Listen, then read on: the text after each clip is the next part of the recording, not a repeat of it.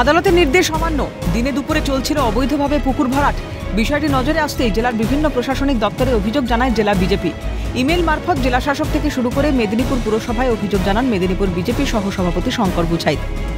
তার অভিযোগ, মেদিনীপুর পুরসভার ১৯ নম্বর ওয়ার্ডের বক্সিবাজার এলাকার বর্ধন গলিতে অবৈধভাবে পুকুর ভরাট করছেন এলাকারই বাসিন্দা গোপাল গোয়েন।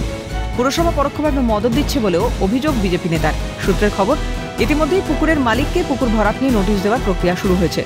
নাকের ডগায় মেদিনীপুর পৌরসভা উদাসীন থেকে এগুলো পরোক্ষভাবে মদত দিচ্ছে এবং যারা যারা অবৈধ কাজের সঙ্গে যুক্ত আছে, পুকুর ভরাটের সঙ্গে যুক্ত আছে, তাদের বিরুদ্ধে আইনত পদক্ষেপ নিতে হবে। কারণ পৌরসভা এবং ওখানকার তৃণমূল কাউন্সিলরের নাকের ডগায় অবৈধ কাজ হচ্ছে আর ওনারা বাড়িতে ঘুমিয়ে আছেন, এটা হতে পারে না।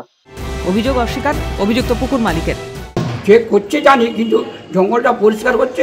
এবারে আপনার যে জঙ্গল পড়লে মাটিতে সাইডে পড়ে আছে, সেগুলো ওখানে যে আমার 4 ডিসিমেল একটা জায়গা আছে, শুনুন একটা করে, আর ওখানে একটা বিরাট বড় লম্বা পাহাড় আছে। হ্যাঁ, ওইটাই পরিষ্কার করে একটা কথা বলছি, আমি সব কিছু জানি। যদি পানি বললেন অপরিল ফোন তো যাবে। ঘটনাস্থলে গিয়ে কাজ বন্ধের নির্দেশ দেন কাউন্সিলর। অভিযুক্তের বিরুদ্ধে আইনানুগ ব্যবস্থা নেওয়া হবে বলে জানিয়েছেন মেদিনীপুর পুরসভার ১৯ নম্বর ওয়ার্ডের কাউন্সিলর। জল মারেনি, প্রকৃতভাবে পুকুর বন্ধ হচ্ছে, এও যা যথেষ্ট বেআইনি এবং আইনি যা ব্যবস্থা নেওয়া হবে।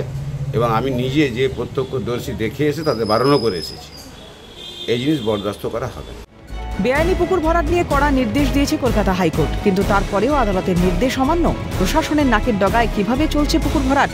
কেন কোনো ভ্রুক্ষেপ নেই প্রশাসনের? মেদিনীপুর থেকে অভিষেক চক্রবর্তী রিপোর্ট, ক্যালকাটা নিউজ।